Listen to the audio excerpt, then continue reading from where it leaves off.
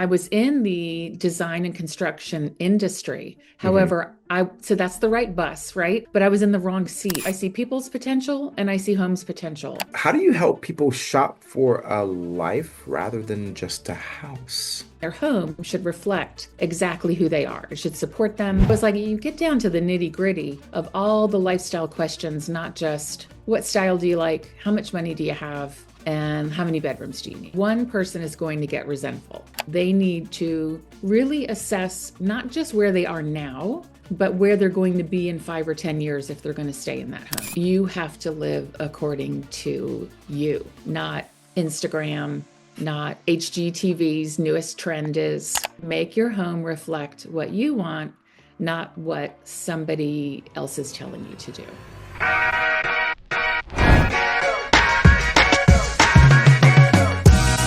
From closing deals to opening minds, this is the Mr. D podcast. I'm Omar Andreasen, and we're about to get real about real estate, success, and the grit that it takes to build your best life. Let's dive on in. Hey everyone, welcome to another episode of the Mr. D podcast show. Omar Andreasen, aka Mr. D. Today, I am happy to have Kim Costa. So, Kim's actually a luxury real estate professional out in Atlanta. She's with Fine Homes Sotheby's International Realty in Georgia. So, she actually transitioned from an extensive career in residential design and construction, and she provides strategic property guidance for buyers and sellers. She's also the creator of the Wheelhouse Method and the author of the book Live in Your Wheelhouse. Kim, thank you so much for being on the show today. Thank you for having me. I'm looking forward to talking with you. You don't have to lie. It's okay. How's the weather today out there in Georgia? Oh, it's sunny and dry. It feels like Palm Springs today. It's about Mm, 90 here in April. It's very dry though. We need some rain, but it is absolutely stunning. that's awesome. Yeah, Weather is beautiful today too in Florida. So good. let's talk about this. So after years of being in the design and construction, what in the world convinced you to pivot over to the real estate side? Okay, so I was in the design and construction industry. hmm However, so that's the right bus, right? But I was in the wrong seat. I was doing accounting. hmm I was a controller. So I would do the job costing. I would Ooh. pay the designers and the subcontractors and pay the vendors and do inventory, work in process stuff. Oh, and I did it because it was lucrative. I co-owned a construction business with my former spouse. And so I just did what needed to be done. I had a business degree. I was like, I could figure this out. So I did. Really, I'm a people person. I'm a hmm right-brained person. I have always loved homes and I have master's work in human resource development. So I see people's potential and I see homes potential. And I've always seen that. I just got stuck in the numbers. And so I decided I wanted to work with the people. And so I became a realtor in 2017. Well, I guess, one of the other questions I was going to ask is, but you kind of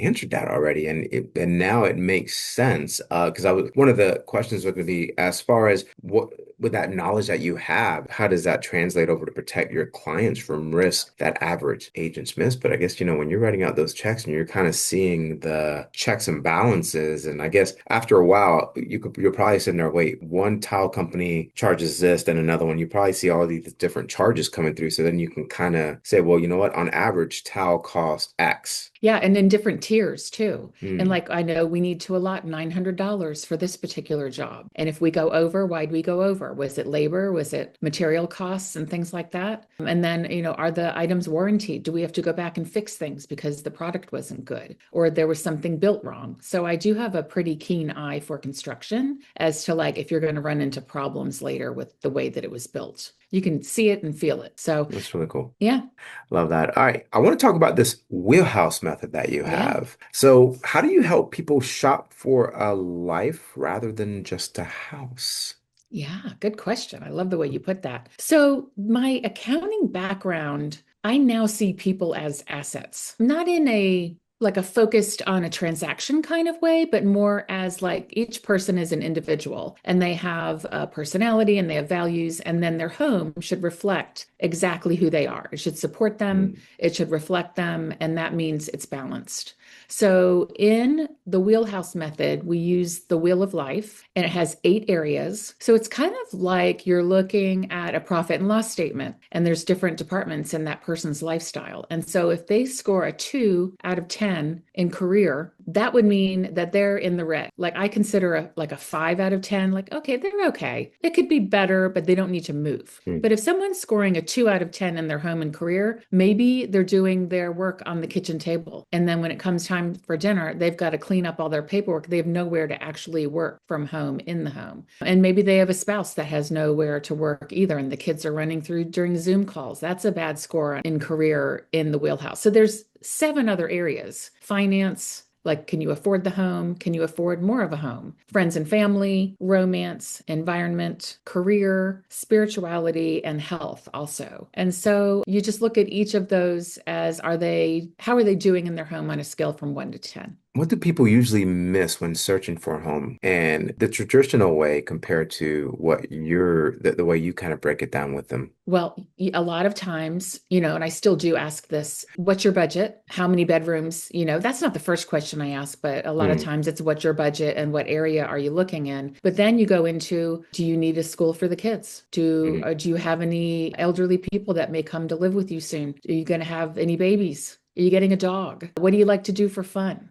Can you do that where you currently live? And like your son plays baseball or they play lacrosse. Is there a lacrosse team in the area? So it's like you get down to the nitty gritty of all the lifestyle questions, not just what style do you like? How much money do you have? And how many bedrooms do you need? And where do you work, maybe? Like how close? So when you're doing the buyer presentation, Mhm. obviously you bring that up, but then do you talk about the wheelhouse method? Like, do you give them something, say, here, I want you to take this test, or do you kind of you have the wheelhouse that like, you know what to ask, and then as you're going along, you're kind of jotting that down so then you know what's important, what needs they need. So before I wrote my book, I would just Mhm. write, I would listen, I would ask questions. First, the big things would come up. We're moving because, and they would tell me the main reason they're moving. But I know there's other things we need to look at. So I would just be writing the big notes and I would ask questions about what any foreseeing changes, what they want to change, what they really need in a home. And then as we're looking, I've got my notes out or I'm taking them mentally about, oh, she doesn't like an open floor plan because it's too Mm. noisy and they have 4 kids, or he's kind of an introvert. And so we need to find a space where he can have his workshop or a place to go retreat to or a backyard to work in or whatever it is that he likes to do. So I just listen. And that's how I got all these questions in each of the categories. So I wrote a book called Live in Your Wheelhouse. I now hand a book to my buyers, like one each, really, because each partner needs to take the quiz. And so Mhm. I say, hey, we're going to go looking in a week. Read this book. It might take you like 3 days, but if you want to go back, write some notes. And then I want you to tell me how you scored in each of those areas and what you want to fix in your next house. So has this book caused any divorces You know what has caused or conversations?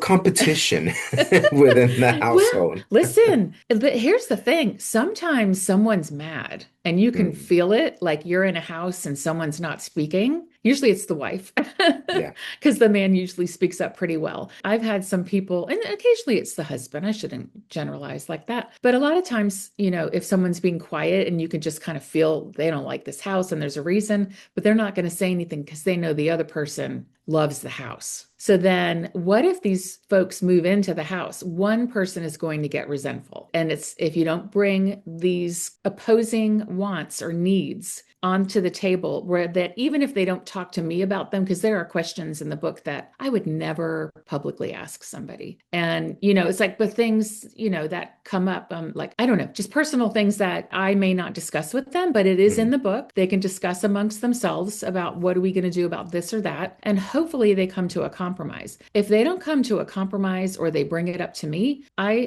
try to have option A, B, and C. And I can give many examples of that. But okay, we could do this and be close to your work. We can go to this area and have a better school for the kids, or we can compromise in some way. Okay. I like that. Yeah. I like that. Yeah. All right. You got to talk about it. Yeah. No, you definitely do. You definitely do. Because it's definitely more than one person, but usually it's you talk to a lot of men or usually a lot of people say, well, it's always the female that is Mm. the one who's buying the house. And so that's usually what you hear a lot of, right? Yeah, but a lot of good wives or partners will look out for their partner. That's their not their job. Gosh, that sounds so old. I grew up with three brothers. So, I grew up in a traditional household, but my mom also worked Yeah. and they looked out for each other. So, if they were going to make a decision, and I do this for my husband, want a home that is going to make him happy as well. Some people aren't that way, Yeah. and you have to recognize that. And sometimes I try to stick up for the quiet one.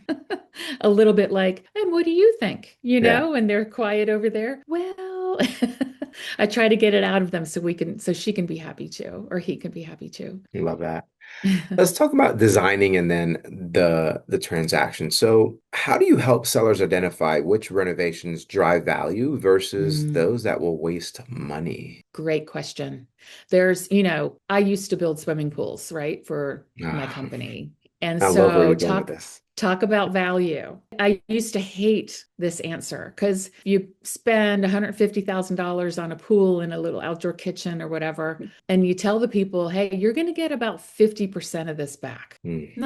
Not a great answer for a lot of people financially. However, are you going to use that pool for 10 years? Are your kids going to invite their friends over and your house becomes the place that people hang out and you have all those memories and that kids are calling you Mrs. O or whatever nickname they create for you and all those great memories and you get to be around their kids and see what they're doing. That makes up the difference there. So that is a non-monetary gain that you get from that improvement. But if you want to make money on your improvements, the kitchen, adding a bathroom, remodeling, updating a bathroom or kitchen that's older, adding a bedroom, additional dwelling units, huge, especially if they're rental income producing. Here in the South, and I know you're in Florida, your exterior of the home, because we're outside a lot. We've got Mhm. a lot of seasons that we can be outside here. Your extended living space coming out the back of your house is huge. And you may or may not get 100% back, but your house will sell quicker and for more money. So you just hit some amazing points all across the board, and I'm just gonna Mhm. dive in a little bit on. So it's funny how you say the pool because you'll talk to sellers and they're like, "But that house sold and but theirs didn't have a pool. Ours has a pool." And I'm like, "I understand that." I said, "But you need to understand this. The pool was a value proposition to you. This person who was buying the pool." Doesn't have a kid. Maybe they don't want a pool because pools also bring expenses at the same time. And Mhm. they're like, well, don't really want to pool at all. Not going to use it. So, where someone with kids, you know what? They love that. That's an added value to them. So does it add value? Well, Mhm. like I said, it's all monetary. It's more to that buyer if it causes value, if it actually gives them value or not. It's not necessarily going to show in an appraisal per se. Mhm. So that's one of the Mhm. things I hear a lot. Yeah, I spent 150,000 or $200,000 in a pool. I'm like, ooh, I'm like, okay. And then back to your other question, it's funny. We just bought a house and actually we've been there now for a year. And with our house comes with two front porches. Well, a front porch and then a balcony, Mm. right? And the balcony, our primary bedroom is on the first floor. Mhm. And we have a primary bedroom on the first floor. We have a loft on the first floor. We have a dining room, kitchen, living room. Then we have three bedrooms upstairs and a little desk area for our daughters. And I'm sitting there, I told my wife, I'm like, you know what? That top area, ever since we've been here, no one once has went up there at all on the balcony. But at the same time, our daughters are also 7 and 9. Mm. And I'm like, but front porch, we're out here all the time. Back porch, all the time. I'm like, you know what? I said, I really think I'm going to go ahead and speak to our contractor and I'm going to make that a loft upstairs and just enclose it because that would be more value. And Mm. because no one's using that upstairs at all, which we're not. I mean, so to Mhm. me, and it's a house that we plan on keeping within our real estate portfolio, I'm like, just doesn't give anything back to us Mhm. upstairs. But if we enclosed it, Mm. More square footage. now this is more square footage, yep, and it can Yeah. actually be a real use to where, right now it's not a use at all for us Right. whatsoever. Yeah. So That's actually very smart. If you're do you have an HOA? we have one of the toughest HOAs in the country. Well, there you go. But yeah, but I mean we would put it in, we would obviously have to get it approved and all that other Yeah. fun stuff. But yeah, I mean, because I was like, this is just doesn't even make sense for us up here to, Yeah. to have this here. So, except for because my children are 30 and 32 now. And of Mm. course, I did the iteration of the home where they were becoming teenagers and they wanted space and we wanted space from them. Because Yes. that's why, they become teenagers, so you let them leave. And my children are wonderful, but they wanted space. And it may be, if you can't get it approved, I'm going to provide a silver lining for you. If you can't Mhm. get approved from your HOA, eventually your teenage, I'm not sure if they're girls. You said girl, they're Yeah, teenage two girls, girls. 7 and 9. I guarantee you, mark my words, they're going to sit out there on their phones and talk to their friends. And if you put, 4 chairs up there, they're going to want a little separation. Like if you're having people over, they're going to want to sit on that because they want to be close to you, but they want their own space. They may end up using that porch when they get older. No, Just that's a food, good point. Yeah, food that's a for good thought. point. Yeah. If you Yeah. can't, I love your Yeah. idea of gaining some financial square footage, for your finance, for the value of the home. If that doesn't fly, because Yeah. I don't know, HOAs are tough. They are tough. And like they may want, well, every house has the 2 porches and we want to keep it that way. And it's part of the community and da da da da. So if they don't approve it, just remember the silver lining when they're 14, 15, 16, 18, going off to college and they're starting to separate a little bit. I bet you'll find them up there. I hear them all. They're always upstairs. So yeah, we'll see. We'll see. All Got to put right. some chairs out there for No, I don't them. want them to I don't want them to get them too comfortable. Then they'll never leave. I know. No, they leave. They leave, then they come back, then they leave, they come back. We'll see. If it's up to my wife, she wouldn't want them to leave at all. True. So which is okay. I hear you. All right. So I want to talk about some high stakes intentionality. I'll say, what specific steps should buyers take to avoid getting trapped in a purely transactional real estate experience? Yeah, well, they should dig deeper, Mm. right? I mean, now that buyers have more time because I know in Atlanta it's a balanced market. I think in Florida the buyers might have a little upper hand, depends on your They area. do. They do. Yeah. Yeah. A majority of buyers have the upper hand here. Yeah, I thought so. And Mm. so they have more time. What, 3, 4 years ago, when they were get that offer in within 12 hours and you're competing against 10 people and you have to give away everything. And Mm. so they didn't really have a lot of time to think, I didn't really like that kitchen layout, or, well, we just need a home. We got to win this. And then their ego may have gotten in the way and like they won a home they weren't really aligned with. So now that they have time, they need to really assess not just where they are now, but where they're going to be in 5 or 10 years if they're going to stay in that home. Mm. And, really ask those questions about this is the stage of life I'm in now, but where do I see myself in 5 or 10 years? And then thinking about the flexibility that that new home offers. Does it have a primary or at least a bedroom on the main? Any bedroom. I've had folks getting older purchase a home and they need knee replacements. There's no bedroom on the main. And so that, you have to consider, you have to look ahead. And that's more than just a now decision and an immediate decision. It takes some thought. No, I love that. Yeah. So now we're going to get a little bit into your book. Got Mhm. 2 questions on you based on this. Based on your book and the framework, how can sellers reverse engineer your 8 spokes Mm. framework to make their home irresistible to buyers? Oh, that's an awesome. You're great. That's an awesome question. So I do this when I'm listing a home. Oh yeah, yeah. Okay, so there's an apartment over a garage that Hmm. a home I currently have listed. Wonderful cottage in the city in Atlanta. Amazing. Love it. I would move there if my husband would move in town, but he won't. So I said, well, hey, we need to really kind of think about who your home's going to appeal to. And like again, option A, B, C, D, E. I had a young gal look at it today with her mom. She wants a friend to take the apartment and pay some rent to her to afford it. Mm. Say that's a young person wanting to live in the city. We've got a divorced dad who needs to be near his job. And then he's going to rent out that space over the apartment to, again, someone else. And then we have a family who has an older child, teenager, getting close to college, and then second marriage. The 2 bedrooms will be for the younger kids, and then an office in the dining room. So it's like, who is this home going to appeal to? And so when when the renter moved out of the apartment upstairs, I staged it as an office Mm. for someone who wanted an office. I staged it as a studio apartment. And those are the only 2 things I did, but it, could be an office, it could be rented out to somebody, it could be for an older child, or it could be for guests. And so you think about all the ways your home would appeal, who it would appeal to, and who it That wouldn't make, appeal to, yeah. really. No, that makes sense. So if the listener right now wants to audit their current home today, what is the very Mhm. first spoke that they should evaluate? Wow. Gosh, there's four ones that show up all the time. But honestly, if they're older, it's health and finance. I Okay.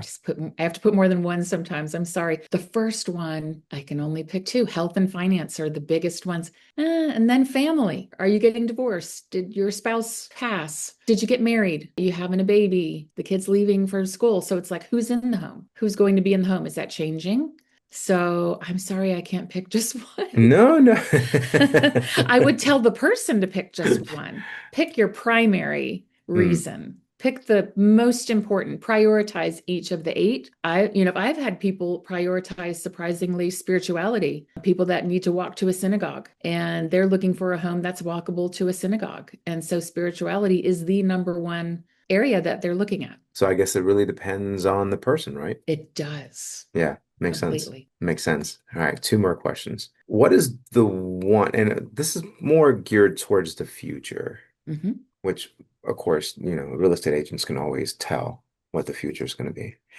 What is the one truth about intentional living that will remain unchanged as the market fluctuates, in your opinion? You have to live according to you, not Instagram, not what HGTV's newest trend is, not what Susie down the street says is the thing to do in your area. I did that. I bought a horse farm. I broke my back riding a horse.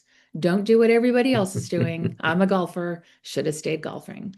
So do you and make your home reflect what you want, not what somebody else is telling you to do. Awesome.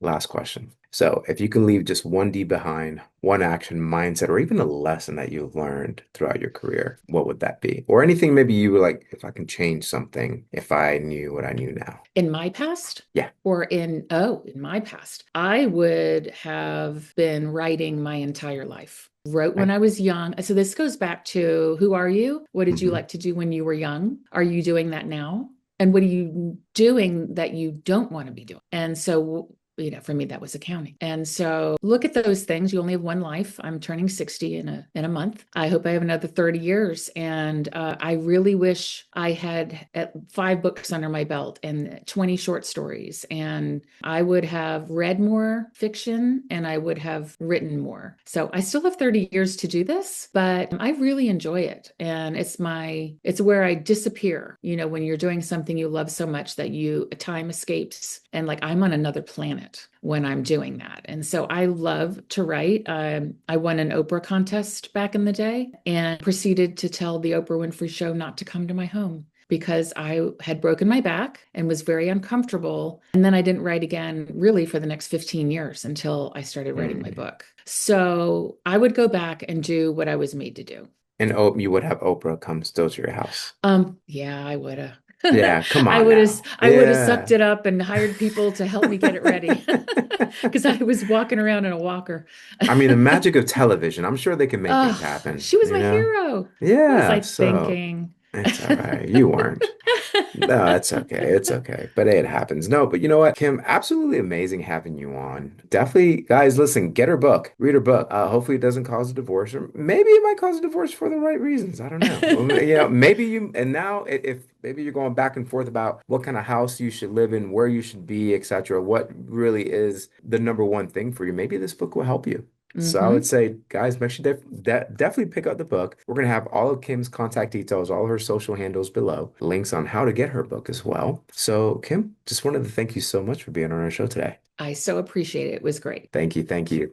Guys, listen, thank you once again for listening to the Mr. Deed podcast show. And if you like what you're listening to, please make sure you like, subscribe, and share.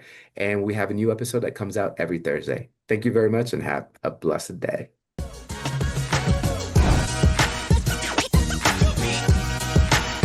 This is Omar Andreasen signing off and reminding you that success in real estate and in life is built one deed at a time.